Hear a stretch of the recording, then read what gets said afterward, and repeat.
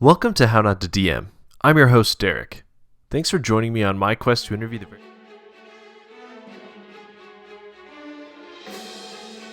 Seeds of Decay is a 5th edition adventure, player's guide, and bestiary from acclaimed fantasy artist and game designer Daryl T. Jones. Save the forest with dozens of new hero options, a new foraging and crafting system, and wondrous contraptions. There's even rules for playing with tiny characters. Seeds of Decay is a must-have supplement for your current campaign, or can be used as a standalone setting. Coming to Kickstarter January 11th, 2022. Sign up to be notified at seedsofdecay.com.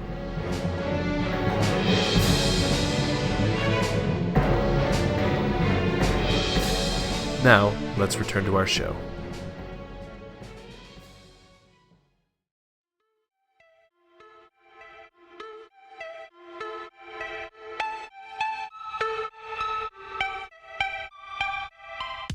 This episode's guest is Steph, creator of the TTRPG Kids blog.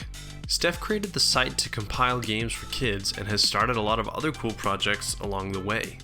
Enjoy!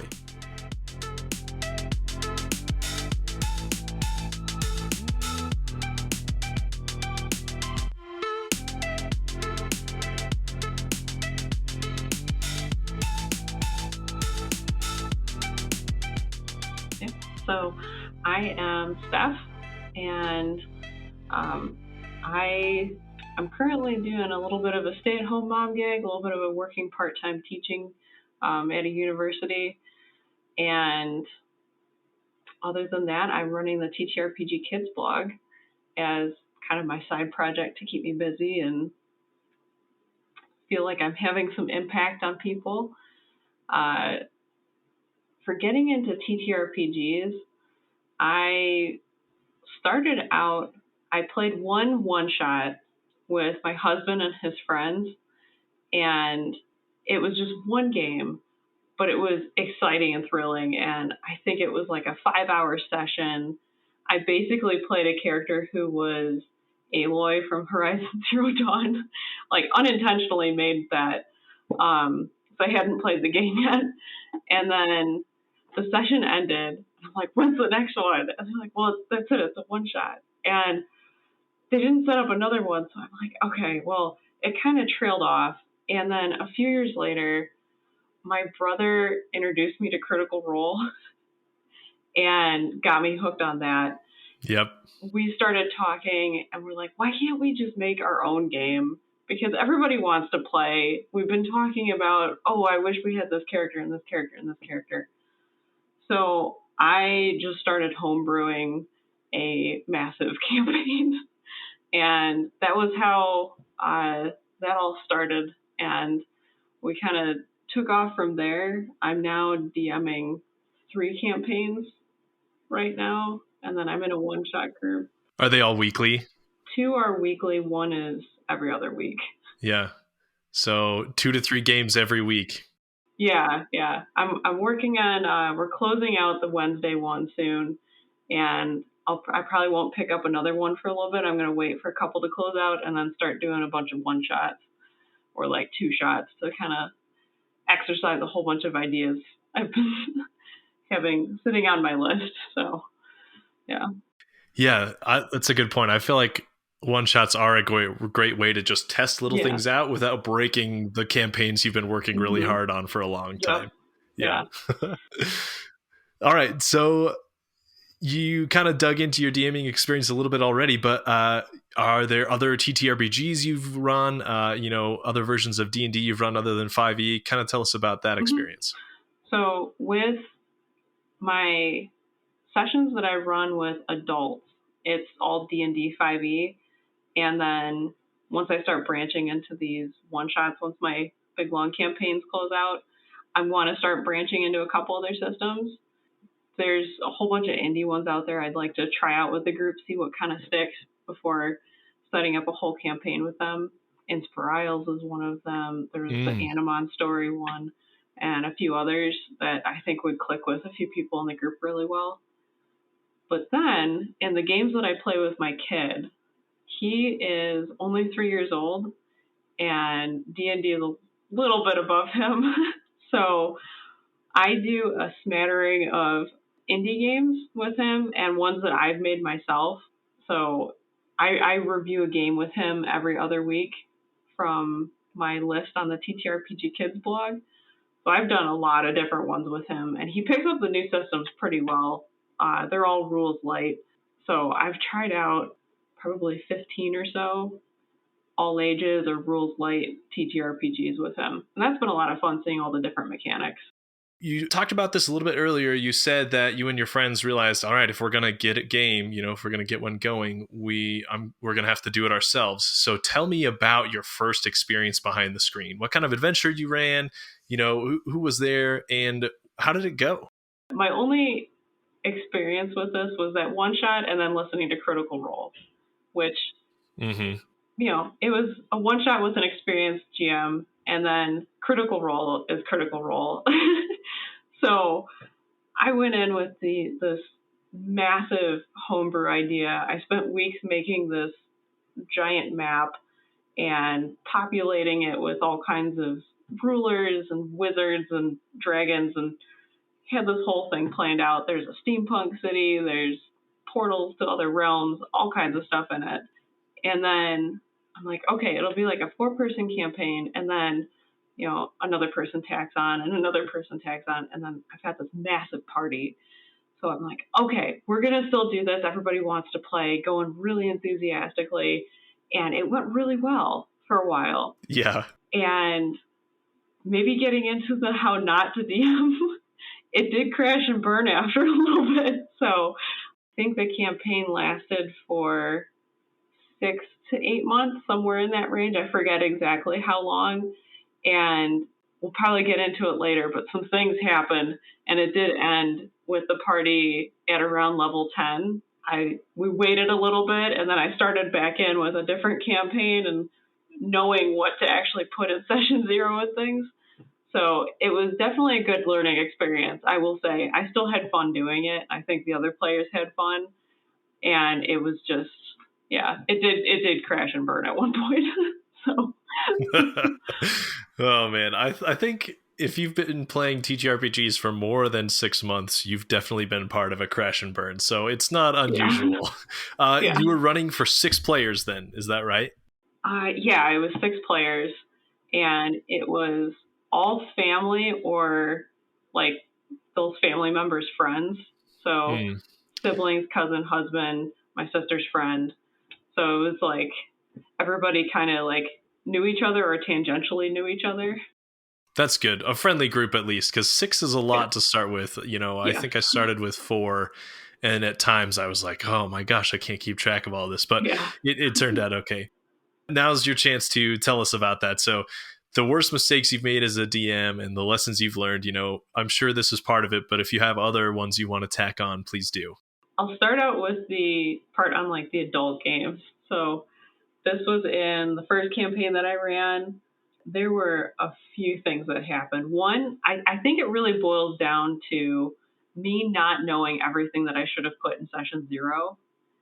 And I almost feel like to have like the perfect session 0, or at least a really good session 0, you need to have gone through your first game and made some mistakes so you know what to actually put in there. Yeah. I had this really basic session 0, going over the rules, going over the world, some really bare bones limits on things.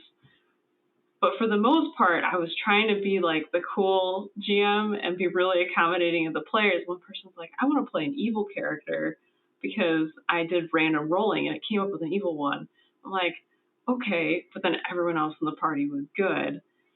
This ended up causing a lot of conflicts later, and it started to like kind of spread from character to character tension to player tension in some cases when things weren't quite going the way that they wanted. And I wasn't really sure how to manage it at that point because it was, family members and then my sister's friend who I didn't know super well. So there's also like some family dynamics got played into that. We had another family member who came in as a guest, and I think there was some tension going on between them and one of my players prior to the game that caused a kerfuffle, and there were a lot of things that happened. I guess they were more social situations between the players, and as the GM, I wasn't really sure how to handle that. And I think it should have been in the session 0, but I wasn't expecting that. So that was kind of my biggest mistake, or my biggest lessons learned, was making sure to address in session 0 how to conduct yourself from a player to player standpoint. So since then, I've made a really good session 0 document that I have titled The Rules, and put the big rule book from Fairly Odd Parents on the front of it. Yeah. And have some like examples. Steve and Jeff do this. This is how it should have been handled. This is inappropriate. And just have it real simple and clear like that. And it takes maybe 30 minutes to go through in session 0 now, and it's addressed all the problems in all the future campaigns. But that was my biggest lesson learned, was player-to-player social concerns. Yeah, my group is also a lot of family members and friends. I think that's how, more than half of people's tables are, or maybe were pre-pandemic anyway. And so it's a common theme, right? And luckily, I haven't had the same issues you've had, just because all of my players are good or neutral. And so there hasn't been like that antagonism baked into the game, but it can definitely happen. And it is something to be aware of. So I'm impressed that it didn't deter you from, trying again. So well done for that. What about kids games running for young ones? Yes. So the kids games that I run, it's pretty much just me and my kids. Sometimes my husband will play if we can kind of move it into the weekend instead of during the week. So there's not that social interaction between players, because it's kind of just like GM and the player. But there's been a few things. One, toddlers are going to have crabby days where they just decide that nothing's going to work. And I was like, okay, well, he's having a hard time. Let's try this out, because I know him playing the game makes him happy, and he's always been chill during them. Wow, that was a mistake. We sat down and I tried setting the game up, and he's just looking at me. I'm like, okay, do you want to roll the dice and see if you can get more than a 2? And he just kind of threw it at the wall. He's like, no. And I tried a couple times to get him to play, and I should have just stopped, because it was just not going to work that day. The other thing that's happened before is, we maybe get 15 minutes in, and it's getting to like the middle of the story. I'm like, okay, what do you think happens next? And he's just kind of sitting there, and I could tell he was kind of losing interest. I'm like, Andy, what do you want to do? And he's like, no. I'm like, what do you mean no? He's like, no, the cat's not going to do anything. It's not going to work. Like, okay. And he was just very determined not to play this. And I should have just stopped. I've learned since. This was maybe back in January when I was first trying this out with him. With kids, I think it's very much about being able to judge their mood and adapting very quickly to it, which that's got a learning curve. As kids grow, their moods and everything change. And I think I was still adapting to his toddler mode at that point. So that was kind of translating into the game as well. Yeah, I could see that for sure. This is kind of a tangent, but as far as like the chance that is involved with a lot of dice-based TTRPGs, at least, do you find that it's harder to convince kids that a bad outcome where they didn't succeed at what they wanted to do, is it harder to talk them through that and make them accept it, or do they just want to keep rolling the dice until they get what they want? I guess I'm just, I'm wondering kind of how that works. Yeah, it depends a little bit. If you just kind of tell them, oh no, that didn't work, they're going to get a little disappointed. I can tell when my husband's in the game, sometimes he'll roll it and it'll be like, oh, that didn't work. And then he's like, no, I want to try again. But if you can go like, oh no, you ran at it and you swung your sword, but then you slipped and it missed and you fell into a puddle and everything went splash. And then he's kind of laughing about it. So it's kind of putting a different spin on it. Mm-hmm. And he's a little more willing to accept it then if it's got kind of a story attached to it. In terms of rolling or like drawing a card out to see if you passed or not, it's sometimes a little hard because he's very keen or he very much wants to just roll the dice and say, I did it right away. And sometimes you're like, no, let's see what it is. Okay, let's count the dots on the dice. Or is it a smiley face card or a sad face card? And try and get him to actually look at it and analyze it and respond. That took a while to teach him to stop, look at it, and then make a judgment instead of just get excited about it and say I won. So that's definitely a factor. I can definitely see that too. Yeah, interesting. Now moving to the good stuff, what about your favorite moments as a DM or a GM? What have been some of your favorite moments of improv or combat or role playing from games that you've run? And what kind of lessons can people learn from the good things that have happened in your games? So from the adult game, that first one that I ran actually has one of my favorite moments. So this was a while before the crash and burn moment, but they had all gotten pulled into this dream realm. They defeated the monster and then woke up. And there's this big party going on and everyone's celebrating. And then they start to notice things are a little weird. And they realize that they're still in the dream realm, that they never woke up out of it. And it's this loop. And every time that they kill the monster, unless they do it in a specific way, they're going to go back through it. So they started panicking.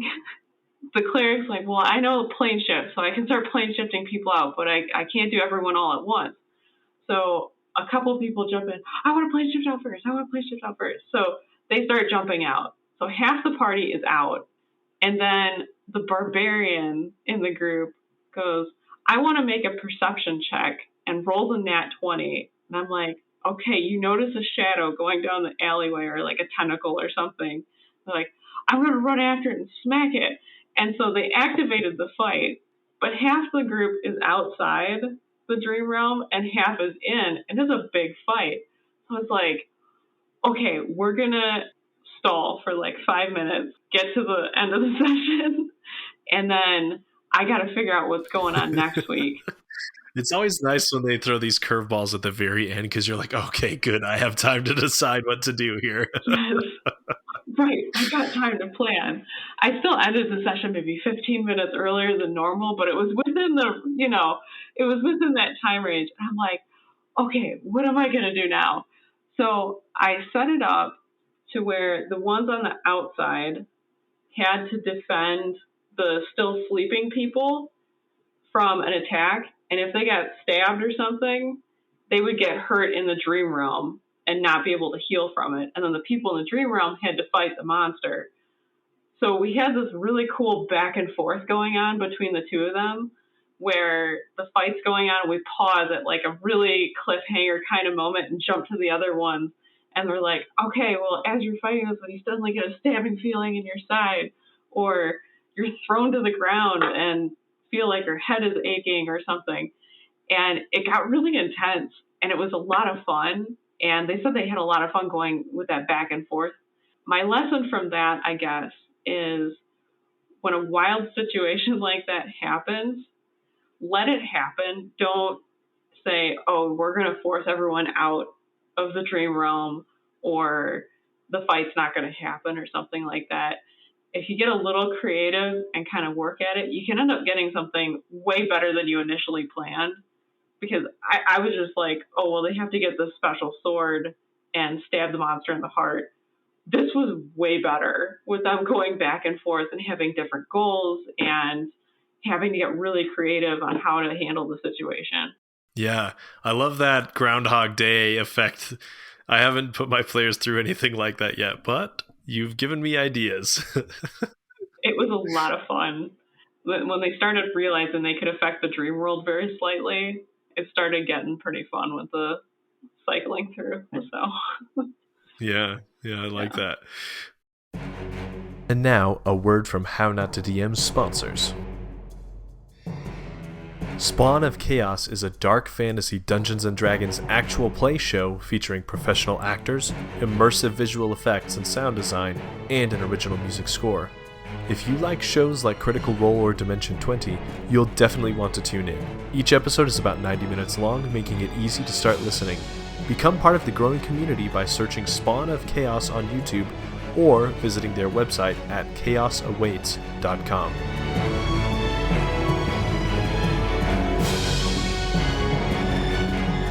Now, let's return to our show. All right, so let's transition now to TTRPG Kids, the blog that you started and have been running for a while. So tell us, what is kind of the main goal or vision you have for this blog when you started it?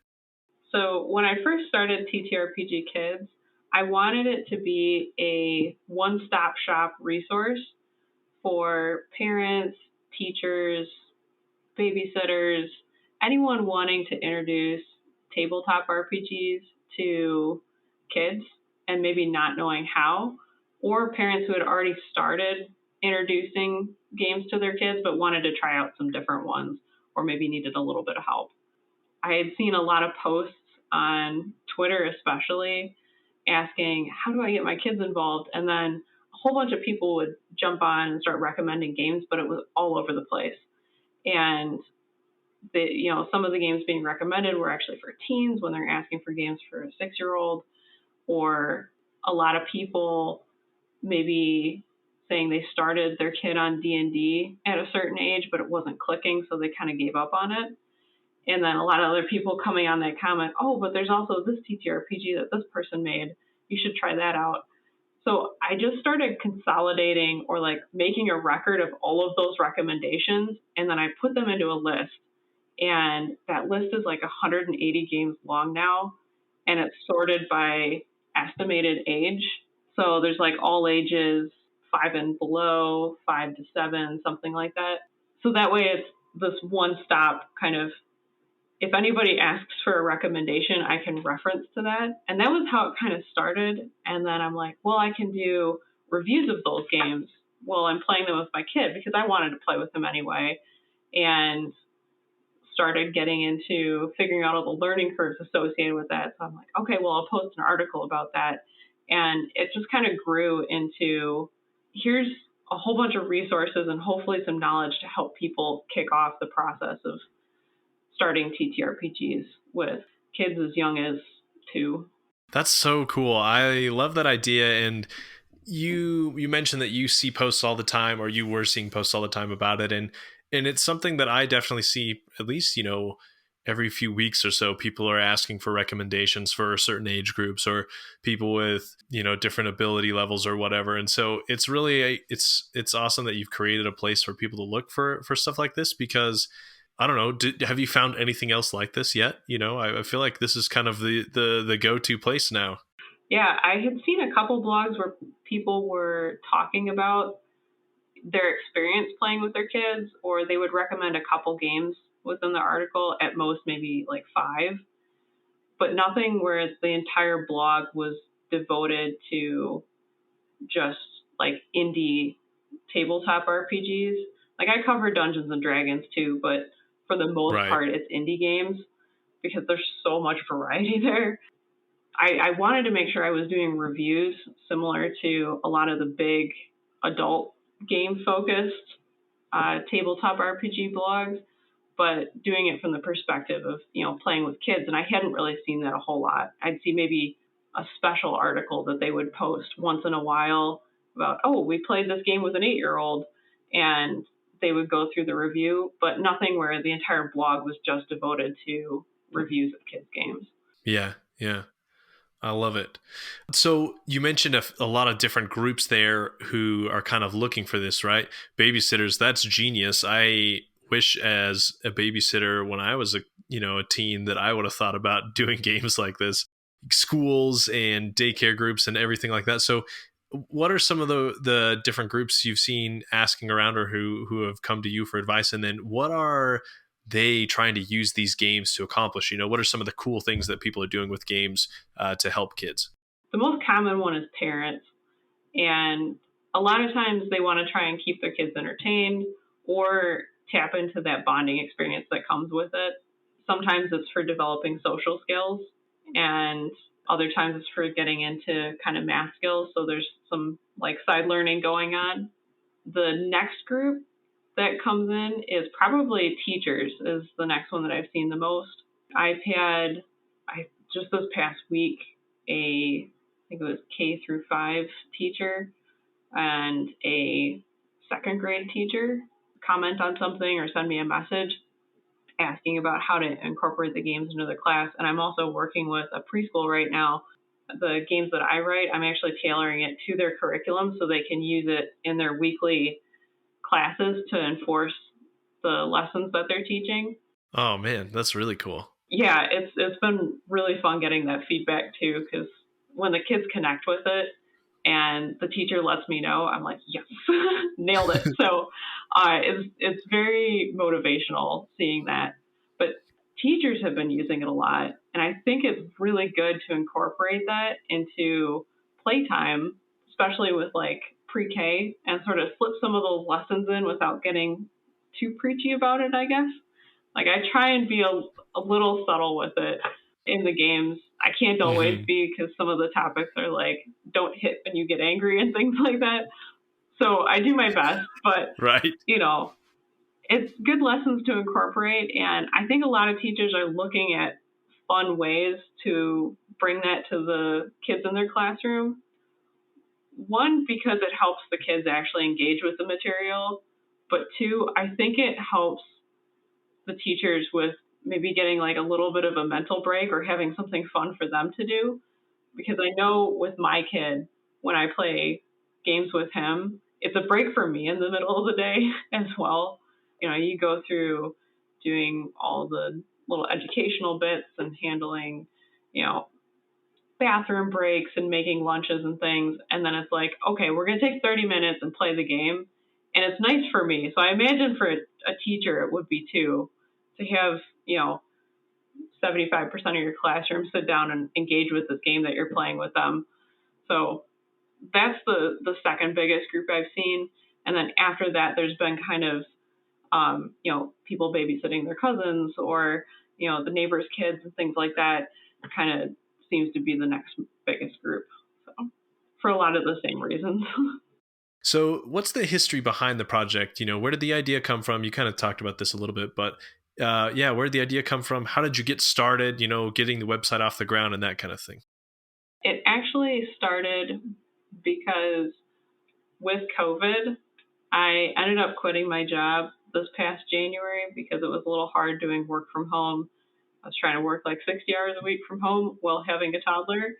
So I was a crash test engineer. I quit that. So it's just my husband working right now. He's also an engineer trying to work 60 hours a week. So I'm trying to find that balance.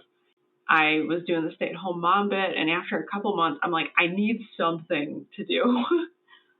So I had started seeing this need on Twitter for advice on tabletop games with kids. I had already started playing them with my son for a while and started building this bank of lessons learned up. Somebody had suggested, I forget who at this point, it was kind of a random comment, like, I wish there was a place where all this information could be stored. And I'm like, engineer brain kind of kicked in and started planning out how to make this, massive blog plan. And it just, thought about it for a couple weeks and then wrote it all down and was like, okay, well, let's make this. So started putting together the alternative Twitter account, started getting the Discord channel set up, got the website going, and just kind of went from there. So it's been slow building, but it sounds like helping some people. So I'm happy about it. You said earlier that you have designed a couple of your own games, so some for this preschool you've been working with and others for just playing with your son. So what are some of the games you have designed specifically for kids? So the main one is Story Guider, and this is the one that I typically use for playing with my son. The base version of it is free, and it's basically just a template of come up with a topic, a main character, and some challenges. So I don't really do fights in mine. They're like skill challenges and things. So help the astronaut fly the spaceship by sticking your arms out and flying around like an airplane. So it kind of works on the gross motor skills, or, color in the coloring page, color the apple red, color the banana yellow, things like that. So it's practicing colors and tapping into those core skills. So that's the one that I'm also outfitting towards the pre-K program. And that is a 25-week curriculum. So there's going to be 25 games, and I already put a few out there. So there's quite a few story guider games already published, and there will be quite a few more by, I think, March of next year. I have as my target for having the full curriculum completed. So one game per week. I'm doing some holiday specials, which I just released the Halloween one, so that was fun. So that's the main one. The other one that I have is called Magical Mayhem in a Mug. And it is a way of teaching probability without actually using numbers. So you have tokens to represent your elemental magic. And throughout the game, you earn tokens and can choose which piece of elemental magic you want to include. And the more fire ones that you put in, the more likely it is you're going to draw multiple fire tokens, so you can do a bigger fire spell. So it started slipping in teaching probability and some really basic math skills without actually having numbers on it. So they only have to be able to count to maybe 3 to say, I have 3 fire tokens, right? Or, I have 2 fire tokens, and one of them is colored in from this challenge I completed, so that counts as a double. So we've got 1, 2, 3. So now they're adding 1 and 2 without actually doing quote unquote math. So trying to slip in some of those early math skills, but then it also works as a really good one shot for adult games. It's just very rules light. I do have a system for combat in that one. Just kind of a quick, easy jump in sort of game. So that one, I just have the first part published. I'm putting the pre-made adventures on hold until I finish the story guider curriculum for the preschool. And then I was going to start publishing some pre-made adventures for Magical Mayhem in a Mug. Do you feel like that's probably the most interesting project you've worked on, or the most fun project you've worked on as part of the blog? Or is there something else that comes to mind? I've really been enjoying doing the games, writing my own, just from a creativity standpoint. And I do illustrations, so it gives me opportunity to draw on things. And I test them out on my kid, which is kind of fun, especially if he likes it. It's kind of, try the adventure out a couple times until it gets to where he really likes the pacing and everything. So it's been fun kind of messing around with him on that. Other than that, with the blog, doing the game reviews, of course, is fun because I get to play the games for that and then sort of share it. And I'm helping boost indie creators, which is a lot of the purpose of the blog as well. And then I do interviews for my blog and we'll transcribe them into an article. That's been a lot of fun. I've met so many interesting people. I'm sure you know from running your interviews, but it's a lot of fun getting to talk to people who you've chatted with on, Twitter or Facebook or something, to actually get to sit down and talk to them and find out, cool new little bits and pieces of information and see that enthusiasm and get into sort of their passion projects. So that's been a very rewarding part as well. You nailed it. That's exactly how I feel about getting to do this too, is getting to see lots of different little slices of this weird, wonderful community we've got, As far as the good and the bad of running the blog, what have been some of the hard things about it that have been difficult or maybe a little bit discouraging? And then what have been the most rewarding parts about running the blog for you? Hard parts. One is self-advertising. So the imposter syndrome definitely kicks in, and I have a bit of a hard time saying, hey, check out my stuff. So that's a little difficult. But then also when I'm like, hey, check out my stuff, and somebody puts a stinker comment on it, it's kind of like, oh man. So I don't see that a whole lot on Twitter, but I've seen it on Reddit. And I was like, okay, well, we're going to change how we're handling the Reddit a little bit. So like I've gotten some stinker comments and I was like, oh man. And it was a little bit of a enthusiasm punch, and I recovered, but at the same time, I wasn't used to that because I had never tried to self-promote anything before. And when like the first couple times it happened, I'm like, what's going on? And my husband's like, no, that's just the internet. Just, it's going to be okay. And it was okay. A little bit of a learning curve and needed to adjust how I was handling certain platforms. So maybe learning to handle social media was kind of the hard part. It is. It's weird as a creator like you. As part of my job, like I'd never done anything like this where I make something and I put it out there for everyone to look at and to comment on until I started the show, right? It's not something you ever encounter until you start creating something and putting it in front of everyone's eyes and letting them say whatever they think of it. And so it can be discouraging, certainly, but I'm glad you have bounced back from that.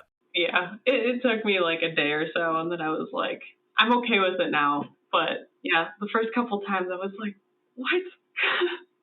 Like, it's a blog about playing games with kids. What's the problem? So, and then I guess the good parts have been there was one person went through and read every single one of my articles and then put a comment on them about how it was helped them, or they really liked the stance I was taking, or how they were going to start playing the games with their kids.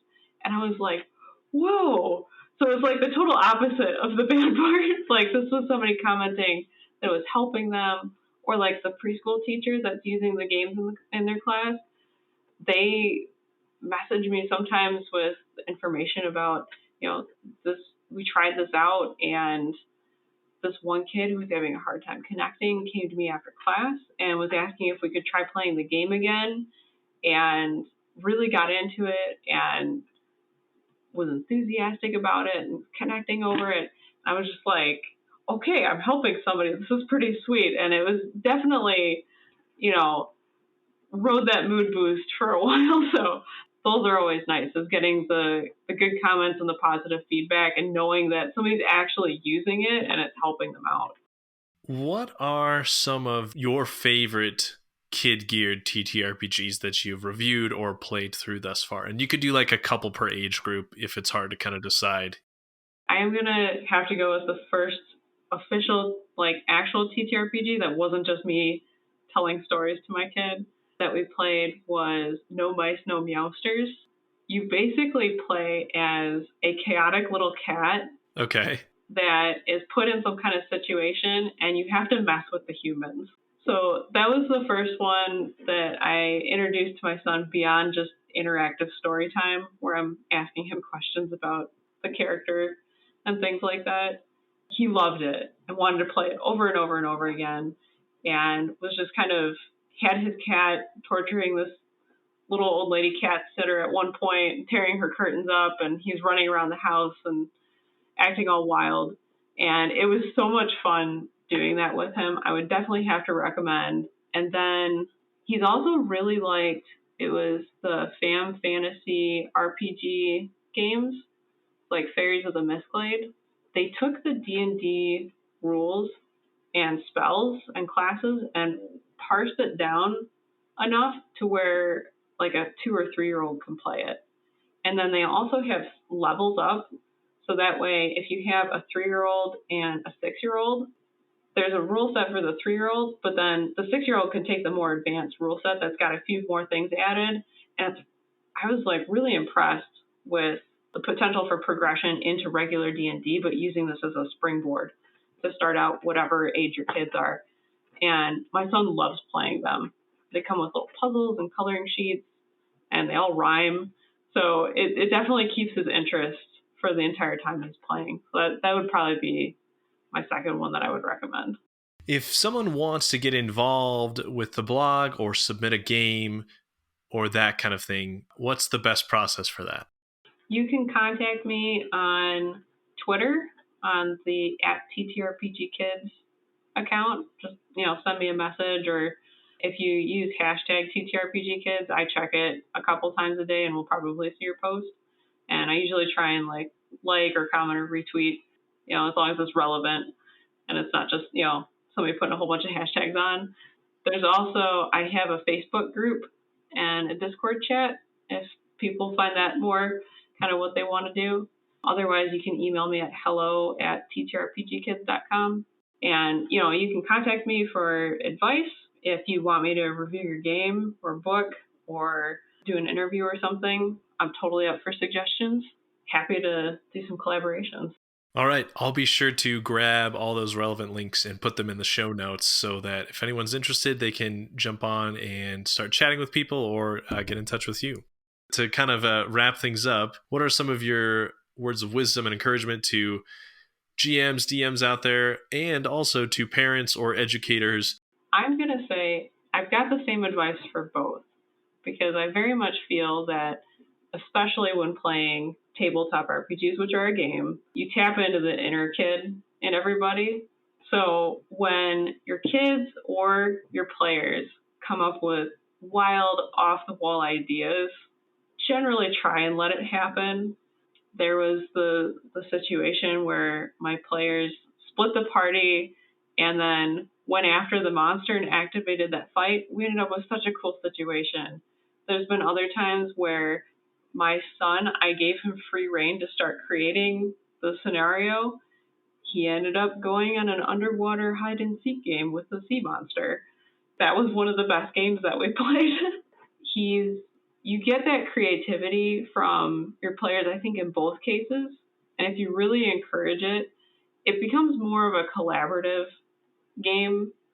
It's not just you coming up with all the ideas. You do have to do some improv, but it takes off a lot of the pressure for planning as well, because you can sort of train your players or your kids to starting to come up with some of the story on their own.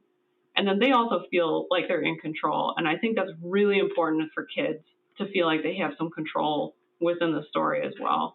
Let that creativity sort of flow in both cases, and don't just let it happen, kind of encourage it, ask questions about what they think should happen. I love that advice. It is advice that took me a while to learn myself, but after I kind of learned that lesson, I feel like my game has gotten 10 times more engaging and interesting for the people I play with, because I'm willing to go with the shenanigans they create or the things they think up that I have not even considered that will, totally solve the problems and scenarios I throw at them. So, but yeah, it's so much fun to just see what happens when everyone is imagining together. So awesome advice. Okay, are there any other projects you're working on or anything else to plug here? There's the TTRPG Kids blog, there's Story Guider, there's Magical Mayhem in a Mug. I do some interviews here and there, always up for doing charity games, and let me know if you have any questions. Hopefully I can help you out. Awesome. Well, thanks so much for coming on, Steph. It's been a ton of fun to chat with you. And as a new parent, I'm really excited to kind of get to dig into this stuff in the near future. So I know that there's tons of parents out there that really appreciate the work that you've been putting in. And I'm really excited to be one of them. Yeah. And thank you for having me on here. It's been great chatting with you. And thank you for giving me the opportunity to talk about the stuff I'm working on. That's always fun.